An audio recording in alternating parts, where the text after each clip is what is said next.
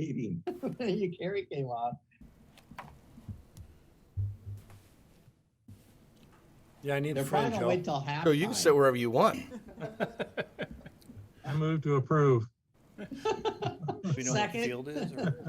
We, All in favor? right there. There he is. What's the next motion? Adjourn? Aye. How are you? Aye. Okay, so Ryan, who all you have? You've got everybody except Ray and Mark, who's excused, right? He's on Zoom. No, Ray's on Zoom. We don't have Ross. Did we? Oh. So he's not. So he is excused. Ready to Steve, go? keep your phone down at the top. Is that better? We're not Yeah. broadcasting, are we? No. There. With that, I'll call the meeting to order. Please rise for the pledge. I pledge allegiance to the flag of the United States of United States, And to the America. republic for which it stands, one nation under nation under God, indivisible, indivisible. and justice for all. Welcome to a special workshop between the Planning and Zoning Commission of Post Falls and the Post Falls City Council. Rhiannon, please note that all council members are present with 3 in person and 3 via Zoom. And Chairman Davis, you've got, Yes, Mr. Mayor, we have everyone here except for Ross, who is absent. Everybody else is here or on Zoom. thank you. So the topic tonight is some zone changes. Yes. So Manley, show is yours. good evening, Mayor Jacobson, Council President Wilhelm, and members of the City Council and other members of the Planning and Zoning Commission. John Manley, Planning Manager here at the City of Post Falls. Going to attempt to go over not all of this, but some of this. There's a lot of different sectors of the Title 18 that maybe not necessarily need a workshop, but some items do need to be potentially further discussed. So that's what I kind of highlighted. Kind of would like to go into the bulk and placement table and discuss the reasonings for that. Modify the ADU standards. There's some housing needs for that as well. A minor amendment to the multifamily design standards. Look at screening for commercial development and providing some bike parking, as well as look at buffering multifamily between multifamily and single family. So there's a lot to go over. I'm going to try to just get through it so we can have good discussion throughout this. Trying to get the PowerPoint to work.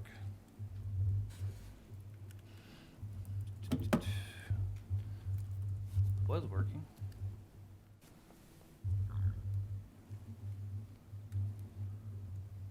Let's do that manually. There we go. So some of the bulk and placement standards that you're seeing and the ADU standards, those elements and those changes kind of tap into some of the concerns of affordability here in the City of Post Falls. Looking at this is something I got from Zillow, is that the typical home value, $362,000 as of March 28th, and a year ago it was about $308,000. So you're seeing that significant increase in your home prices in Post Falls. Looking at what I just gathered from Zillow real quick prior to the meeting is you're looking at some current home prices for single family. You're looking anywhere from $350,000 to $500,000 starting price. A lot of these houses actually are getting bid up quite extensively, $25,000, $50,000, and north of that, above the asking price. There's a bidding war on most houses being asked. Coupling with that, we're limited in the choices. So you see the single-family development, and then we have the 3-story walk-up apartments that are being constructed. And depending on where you're at, you're looking for these 2 different housing choices. We've discussed before about the missing middle and getting a different diversity in housing. We recently approved the residential mixed zoning district as an option for that. So some of the R2 stuff you see in the ADU would help potentially provide some of little niches for additional housing for diversity. Note that the current range of rent prices, this isn't an exact, this is something I got real quick off of looking at apartments, is that you're ranging anywhere from your typical 3-story from about $900 to $1,500 a month in rent, ranging from studio to 3-bedroom. If they provide a garage like up at Tullamore, that may go north of $2,000 a month for rent. Then I went and looked at availability, and I apologize for the small font on this, but this is the Crown Point Apartments up north on Spokane Street, north of Prairie.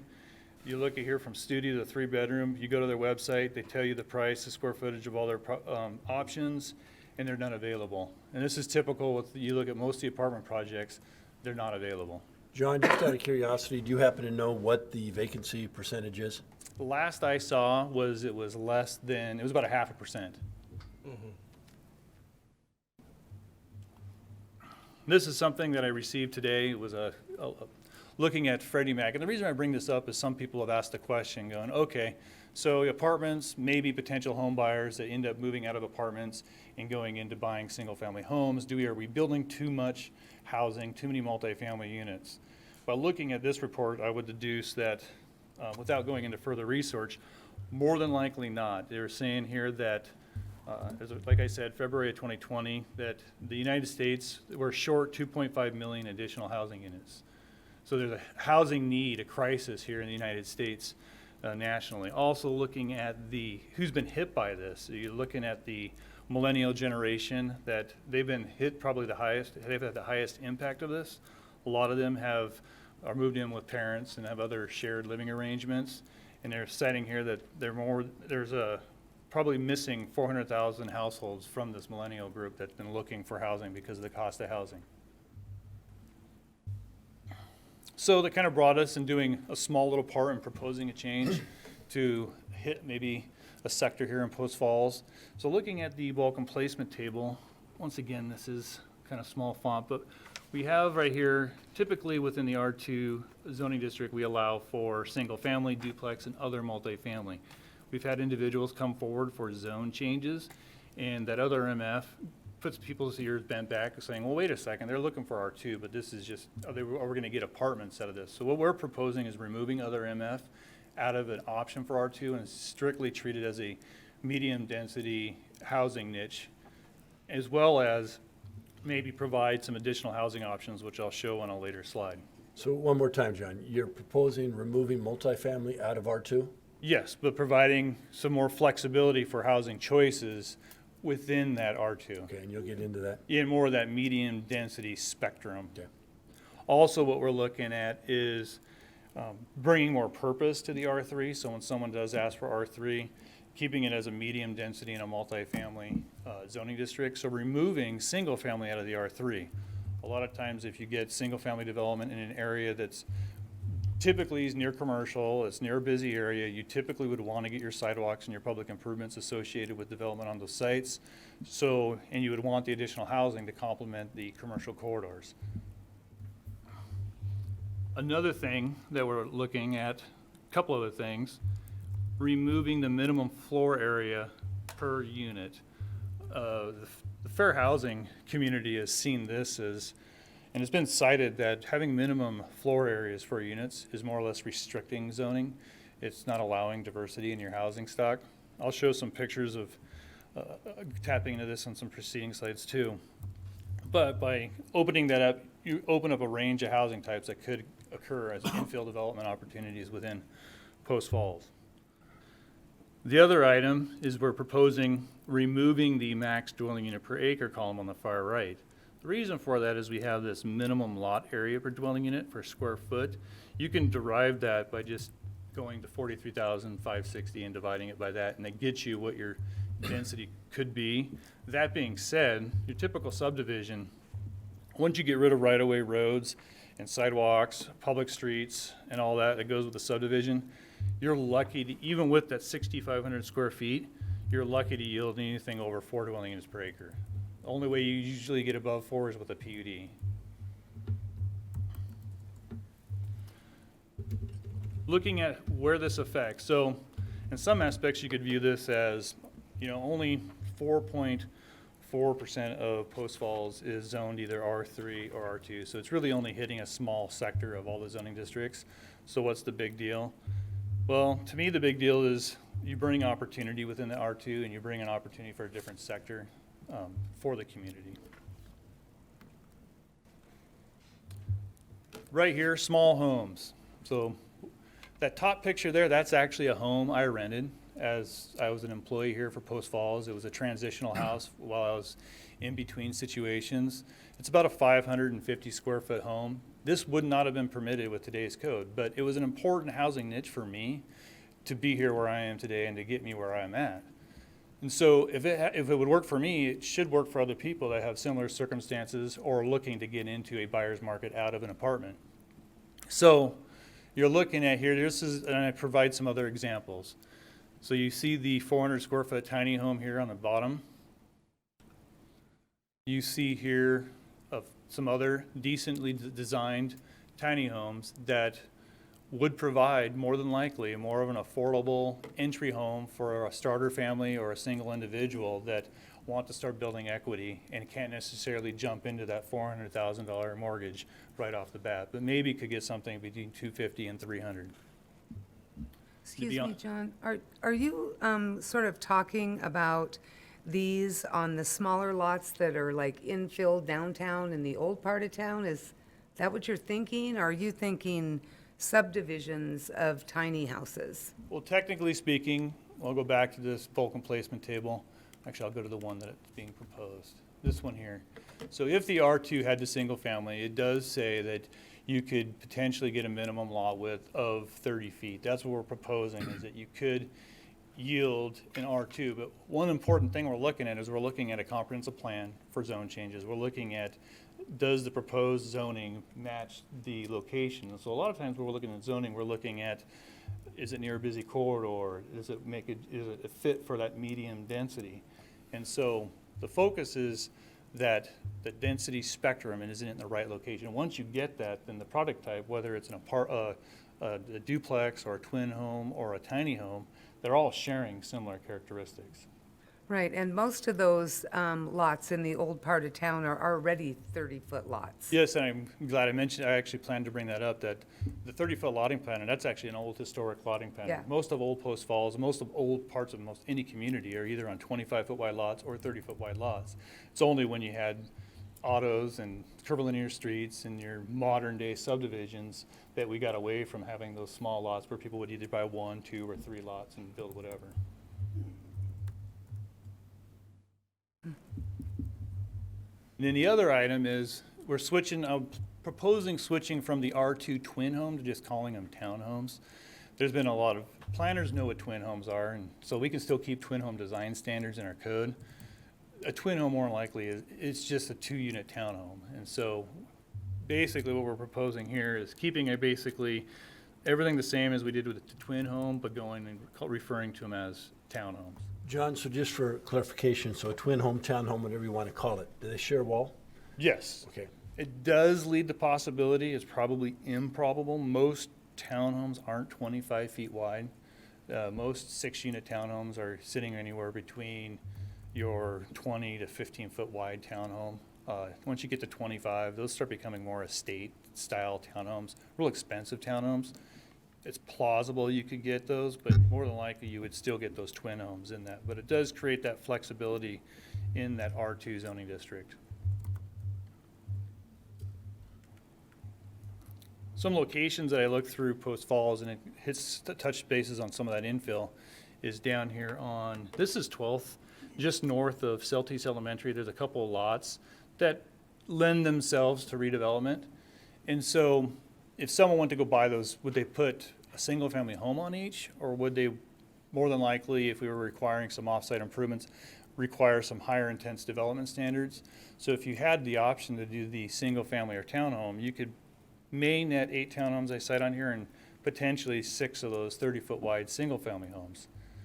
So you do a couple of things. You, one, allow the developer to potentially provide additional housing more centrally located in Post Falls, closer to our libraries, closer to our public services, closer to our schools, which then puts the kids closer to those amenities also, rather than being further on the outskirts in the perimeter of the town. John, how would the parking requirement work on a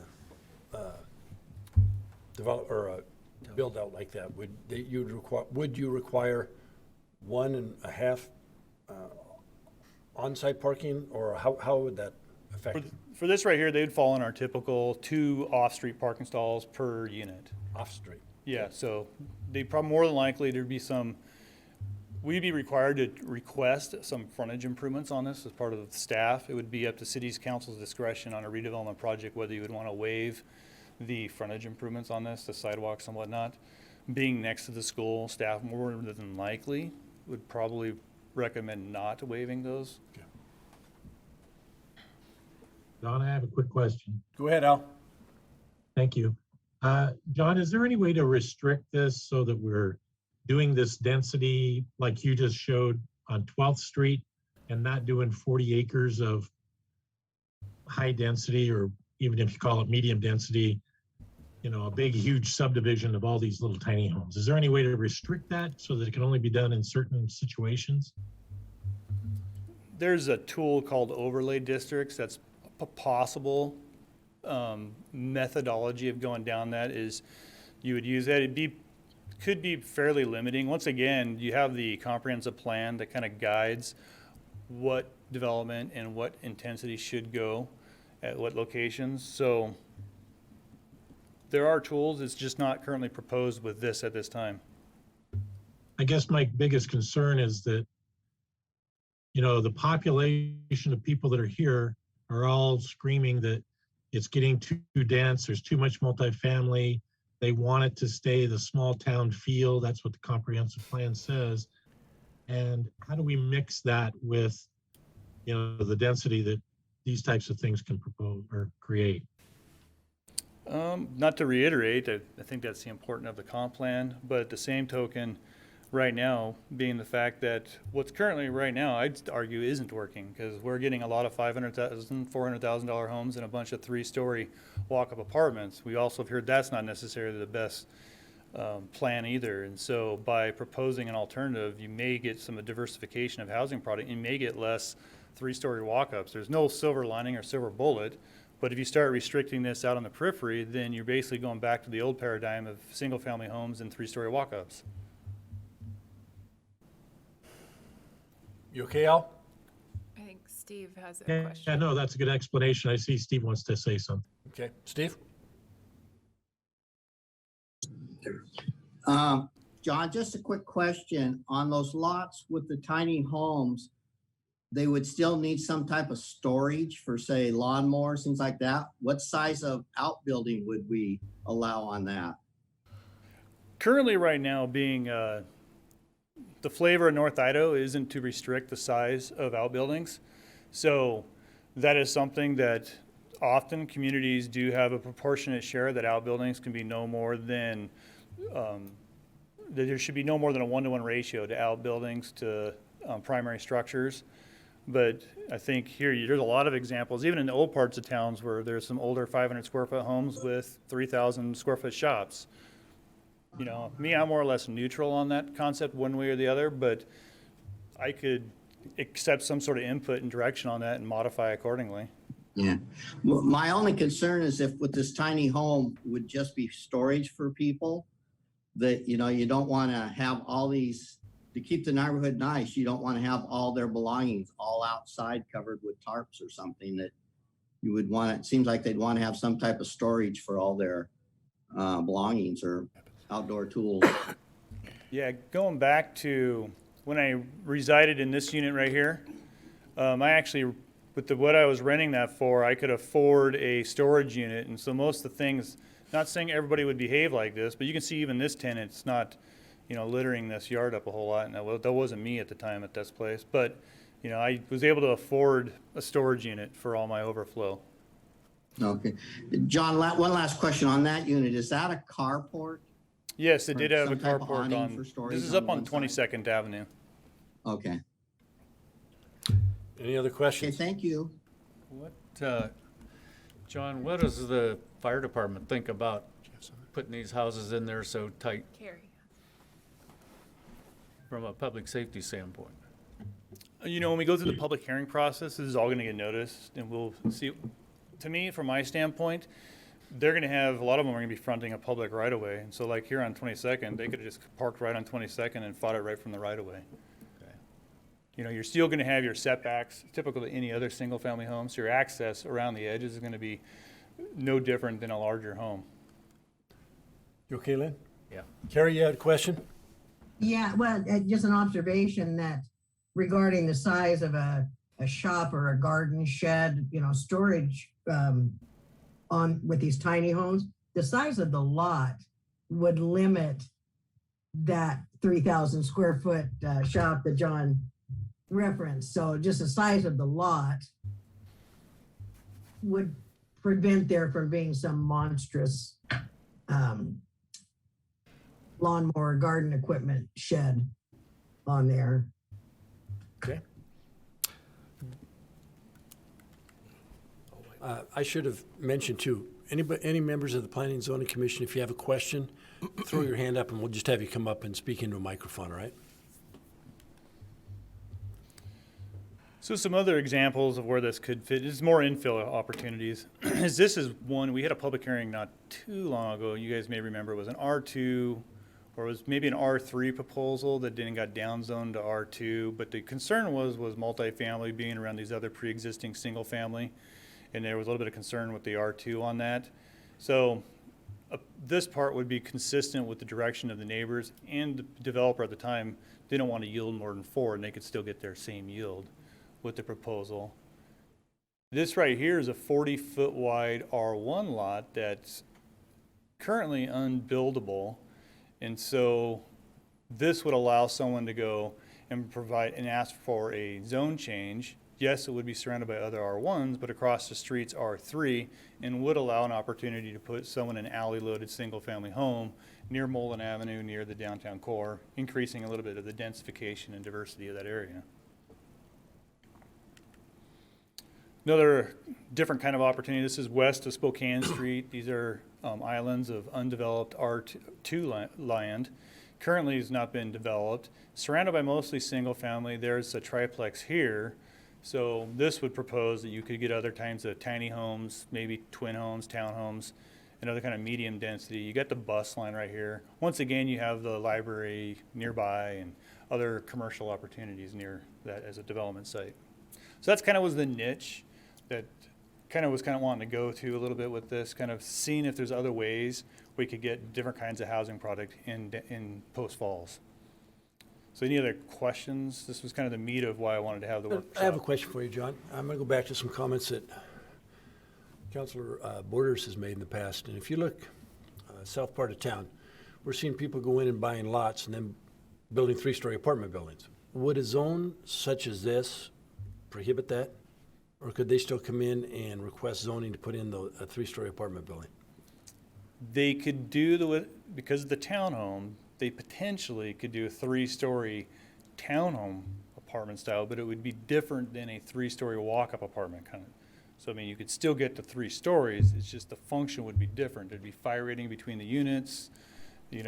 Just how you construct them is different than an apartment complex. And it would reduce the density, I would assume, if it's not a walk-up, if it's 3-story.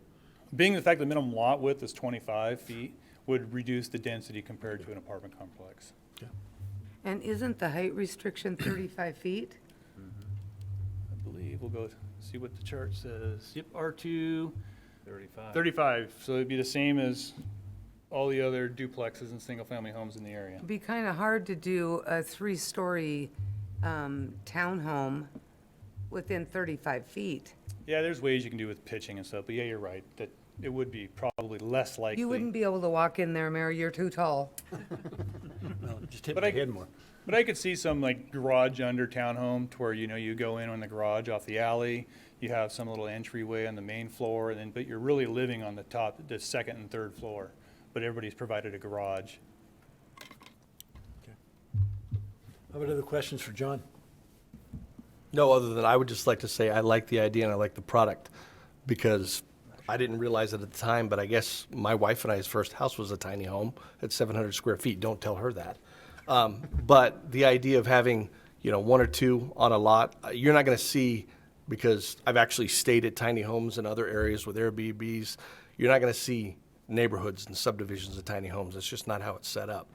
But it's a new product, so I think that'll be the buzz. You'll see it all over social media, tiny homes, Post Falls. But the reality of it is I think it's a missing product, and you're also dealing with townhomes and everything else, so I like it. Joe? This might be a horrible idea, but kind of going back to what Councilor Wolf was saying in terms of trying to limit the ability to have, 150-acre development of nothing but, twin homes, tiny homes, and everything else. Is it possible to put a restriction in the zone that it's got to be, development of 10 acres or less or something like that, so it encourages infill rather than buying a swath of prairie and putting a ton of these things on there?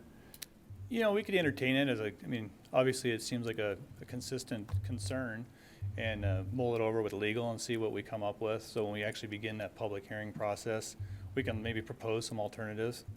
And like I said, I'm not sure that's a good idea anyway, because we're already seeing massive developments of nothing but 3-story walk-ups over 80 acres or 100 acres. And so replacing that with something like this might be an improvement, but it's just a thought to maybe encourage this kind of development and infill in the downtown core rather than new. I think Bob's got something to All right, share. hit me, Bob. Just want to kind of make a comment on that. I mean, at the same time, like if somebody does come in to try and annex 100 acres to do an R2 zone, that does come through the Planning Commission as well as the City Council. And, there's always the possibility of trying to put some form of development agreement stipulated under those annexations. So, there is something that you can look at then. I don't necessarily see it going that direction. I think that it will work fantastic for infill development, right, and trying to work on those aspects within the code. Focusing again on the downtown, the older neighborhoods and stuff like that, I think it's a tremendous idea to go this direction. But I doubt that we're gonna see of tiny homes. I do think that we probably would see potential tiny home developments on smaller sections, an acre or so, as some other towns have started going with, and we're starting to research some of that. But I think that this is one of those that probably won't end up with a 100-acre development. And I guess to go along with that again, point. the annexation comes through you guys. So. Right, I guess go along with that point too, we really don't have any large plots within city limits right now anyway, right? Not that's already owned by big developers. Right. I mean, Greenstone's got some large pieces of land. I know Hemingson's got some big pieces of land with Architera. Outside of that, most of the developers are trying to consolidate 5 and 10 acre pieces to put subdivisions together and incrementally address the housing needs. Okay, thank you. Carrie has a question. Carrie, go ahead. Well, I know we aren't quite there yet, but the auxiliary dwelling units, do these kind of fall into that? So on my residential lot, can I build where I live in my primary dwelling? Can I build a tiny home on my lot? So that is another item. I can fast forward to that. Let's see, ADU. So, yeah, what we're looking at is bringing some more clarity to the ADU. The way that it was worded before was kind of awkward. It was 40% or 1,000 square feet, whichever was greater. So people would come in and be like, okay, so if I have a 3,000 square foot house, 40%, that's greater than 1,000. So what's what? So we believe that the intent was to cap it at 1,000 square feet for an ADU unit.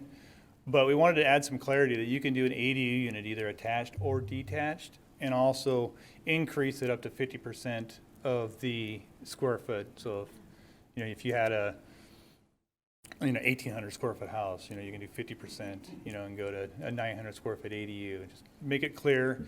Once again, providing that different options. I have 2 aging parents. I don't know exactly how we're going to deal with senior care. This might be an avenue for me to deal with that. So it just creates more flexibility in dealing with the housing needs in an expensive market like we're in. Well, would I be able to do that and then turn that into a rental?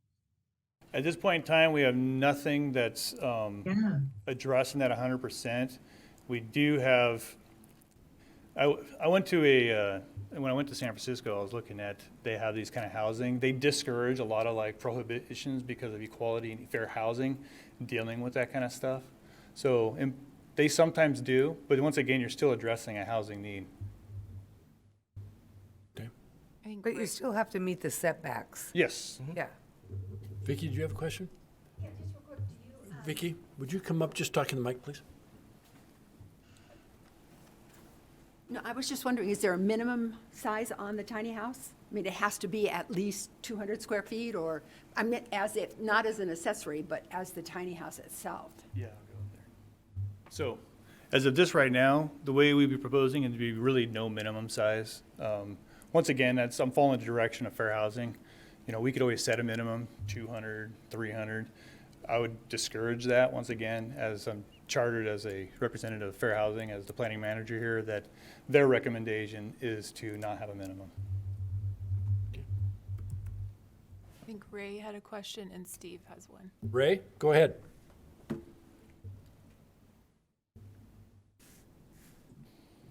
Thanks. I just have a couple things, just a couple thoughts, just a little bit to put out there. I was talking to a builder the other day who does a lot of work in the greater Coeur d'Alene, Post Falls, Spokane area. And just to give you an idea, houses are selling right now for about $300 per square foot. So 1,000 square foot house is a $300,000 house. That very, very quickly prices out a lot of people who work and live and maybe even grew up here. And it's probably really, really important to think about that, because a lot of the people who are moving in to town have the ability to outbid people who work here. So a lot of them are working remotely. The fact that Zoom meetings like we're doing now have completely changed the workplace. And so it's something really important to think about. City of Spokane Valley has had a cottage type development code for the last probably 6-7 years. No one's done it really successfully. And it's just because now with housing prices being what they are, that we're starting to see some of those, some projects happen, and they're starting on a small scale because it's a very, it's an untested market here. So I think that as I think the city and John is doing a really good job in presenting this, putting this together, and it's very well thought out, and it allows flexibility, which will allow for a marketplace that probably doesn't really exist, but needs to exist, because that missing middle has gotten really big. There's a lot of people who we employ in our office, and we pay pretty well. They're college graduates, but they may not be able to afford a house here very soon without a 2-income family. So anyway, that's all I had. That's all my thoughts on that. Thank you. Thanks, Ray. Steve, did you have something?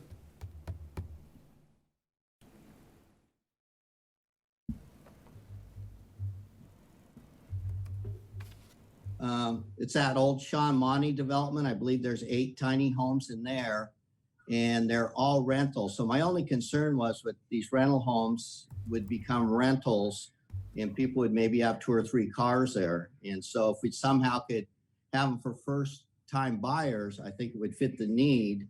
But if they just become rentals, then I think we're just kind of exacerbating the problem. If anybody wants to drive by, there are some tiny homes there on Sealy between Maplewood and Celtice. There's about 6 of them on a small plot there.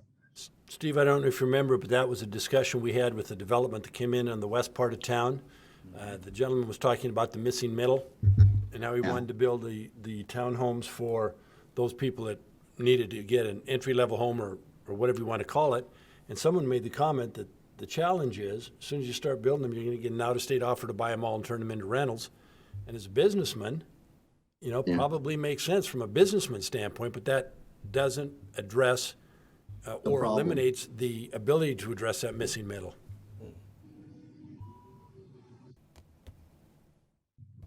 Okay, John, you have anything else? No, I once again, I'd go back to my experience. For me, I needed that. And I have 2 cars parked out. I had one in the carport and one parked out in front. I needed that to be where I am today. And so I don't think I'm new to this or unusual. Well, when I look at this, there's obviously more than one side to every discussion. And we talk about the growth, which is rampant. People want us to stop it because prices of houses are going up too high. Well, it's supply and demand. And if people still want to come here, and if the housing's not available, that's going to force prices of the value of existing homes up even further. So that's a challenge.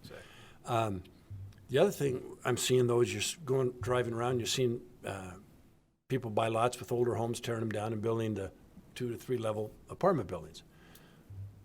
This, to me, I don't know if this is the end-all solution, but it may be an option to try to meet somewhere in the middle where you can get additional housing, affordable housing, if that's such a thing anymore, and not have the extremely high density that we're seeing. So I kind of like this idea. I think I would have to look and see how it actually pans out, but I think it is an option that we should consider. Yeah, and as staff, the planning staff, we've already identified potential design standards.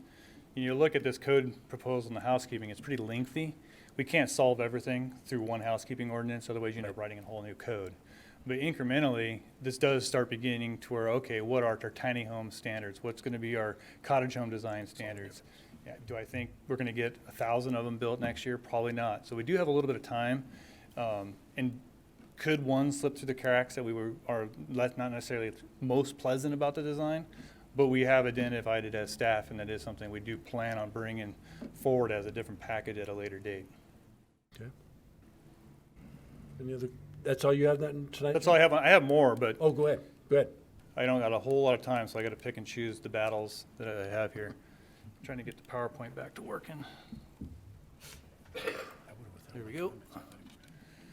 So, multifamily design standards, what we have here is, for apartments, we do have the 150 square foot of open space and 300 square foot for anything greater than 1 bedroom requirement. We've had some projects go through. The architects that have been working on these, I've heard all positives about this requirement. They've allowed the architects to require better design for the multifamily. There's some critique, though, that has occurred on the rear-loaded townhome style projects, that because of the makeup, that they have a tough time meeting this open space. And so once again, we're hitting that diversity of the product type where some of our code requirements may become restrictive. And so what we're looking at here is if you have 12 units or less being rear-loaded, that it provides a patio or balcony of at least 80 square feet with a minimum depth of 6 feet, which for me, I like patios to at least be functional. You get sometimes 5 feet, you can't even turn around out there, so it becomes not very functional. Then also, Post Falls we have more, a bike walk friendly community. You see all the bike lanes that have been installed. So, it'd be important for these multifamily developments to provide a bike rack, one bike parking stall per unit. So you could equate that out to how many bike racks you would need and let them have the freedom of choice, the type of bike racks. So that's something that we're looking at there. You can see here, these are some product of some townhomes where they blend in with some single family. They provide the balconies, and you can see that they have a good street appeal. Oftentimes they have either a right-of-way or a tract along there, and because of their attached wall product, it just makes it difficult to meet that typical open space. But it did seem with talking to different type of townhome developers that code section could work.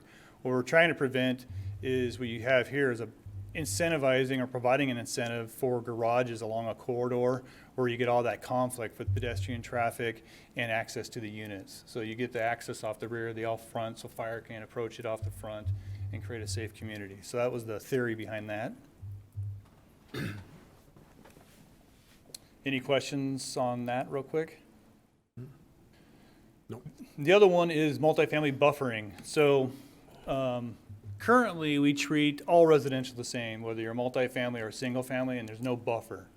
So I've looked at some of the most recent developments, and you'll see how close some of these multifamily developments are on other single family, and there's no screening. Oftentimes you have single-story commercial, we're requiring them to do a buffer, but they seem to have less of an impact on single family than some of these multifamily developments. And so what we're proposing is treating multifamily and commercial more as equals, and then buffering both of them against single family, and exempting out the single family, 2-family, and 3-family. So in essence, you're saying single family, 2-family, and 3-family, you're more similar than dissimilar. So let's go ahead and not buffer you guys, because you guys are similar. Once you get to a 4-unit complex and you're next to one of those other uses, now there's a break point somewhere. Let's buffer you and provide some trees and some separation. And then you can notice here, we do though propose that you still, between industrial and the multifamily and residential, provide that wider 25-foot buffer for non-compatibility. So I don't know what you guys think about that proposal to add buffering between multifamily and single family. I like it. Yeah, I think the more privacy, the better, and, For everybody, actually. yeah. See, I I try like to it. listen to you guys when we go through these Excuse me? public hearings. Was that, Alan. Al, go ahead. No, I was just stating that I like it as well. I think the buffering, I read through that a couple of times to make sure I got it right. I really like what John came up with there. Okay. Here's a table, the buffering, A is a 10-foot separation, but you get that trees that we're currently not getting, that planting schedule that'd be mandated. And then you see that the 25-foot there for that C buffer. So, commercial screening, currently we're requiring equipment screening for multifamily. Here's an example of kind of what we're going for. So right now we have no standards. Commercial development could have this stuff exposed from the public view. So, you know, right now it's just, there's pretty easy ways to screen it with vegetation as part of their landscaping plan, or design around it with parapet. So what planning staff is proposing is that you would screen it in some fashion, no different than how we're requiring in the current multifamily design standards. And then going back to that theory that since we're putting in all these bike lanes and people may be biking and commuting to work, that for commercial sites, 1 bike per 5 parking stalls, and then 1 bike stall for every 10 industrial stall. I went through multiple codes throughout the nation looking at different standards. This seemed to fall like right in the middle. So that's kind of where I fell on the numbers. Just kind of take an average approach. This may be one of those things, through a few site plan reviews, it goes and gets shifted through a minor little housekeeping thing down the road, but it seems to be fair at this point. To me, that's, and this is just my opinion, but that, on the bike racks, that's probably not a huge issue, but who knows, maybe by the time you talk to the developers, it will be, so. Yeah, and we're always open to changing codes if something seems unreasonable. Okay, that's that. Already did the ADU. The last thing is the seasonal parking. We're looking at here is, we've had some issues, primarily one, more or less, but it does become a seasonal time suck for the city staff to deal with. And so having some code and standards for when you have a commercial site, people are parking, getting access to a river, the person would like to continue to provide an amenity to the community. What are the standards that we're going to be going for providing parking, free parking for the general public? And so this right here is kind of the list. You know, the parking would only occur between April and October annually, located no closer than 10 feet from the property line, provide public restrooms, closed, you know, from 10 p.m. to 7 a.m. Keep it clean with debris. The one item, and the reason why I have that highlighted, there is one member of the community that believes 10 is too close, that they would more likely, they would like to do this 30 would be more something. So through the public hearing process, I could see some discussion on where should that parking and that distance from nearby communities be. Carrie has a question. Carrie? Can you give me, I was trying to picture that circumstance. Can you give an example that exists anywhere here in Post Falls at this moment in time? Well, I don't know, Field, can I give a specific example? Yeah, I think you can give a specific example. Okay.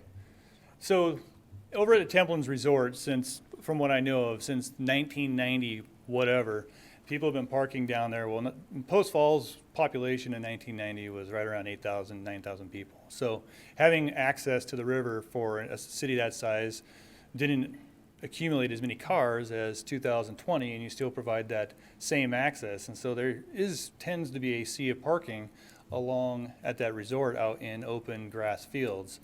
But there was nothing really to discuss with the developer at that, the owner of that site, or adjacent residents of anything to do with a pre-existing condition. And so what this would establish is a seasonal parking standard. So if this happened here, or who knows, the R.H. Hanson's property out on West someday, if someone provided access there, a vehicle or a mechanism to say, okay, you got to keep it clean. There's times it's going to be closed. You can only be so close to other single-family homes, and have some standards in place.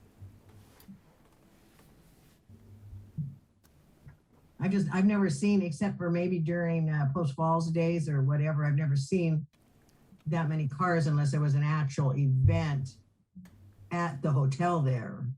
It's pretty surprising, actually. Both Bob Steele and I went down there a few times, and it does actually accumulate quite a few cars that spans pretty close to that nearby subdivision. Huh. Well, I'll pay more attention. Thank you.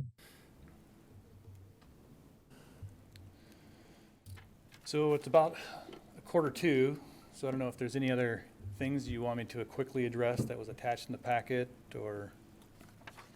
Anybody want to address anything else? I just wanted to say, I like that adding some more specificity to particularly R2 is taking away a lot of the arguments that somebody wants to do in R2, and then we can't say, well, that might just end up with apartments now.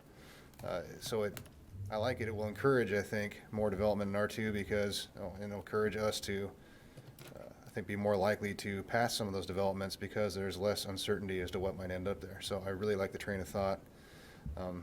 I like the buffering idea a lot, some of the design considerations quite a bit. Tiny homes, I think, really, as much as I don't like to see this area get more dense, I think it's a pretty low impact way to add some density. So I think that's a good thought process that's probably going to need some fine tuning over time, like you said, but I like the direction it's going, so. Agreed. Good alternative, I think. Mm-hmm. Any other questions for John? Well, thank you guys. I always enjoy these. It gives me an opportunity to hear from you guys. If you guys say, that's a crazy notion, well, then why even start a public hearing on something that's just a crazy notion? But maybe I heard something wrong, so I appreciate the commentary. Thanks for your work on this. Yeah. With that, I will adjourn the meeting.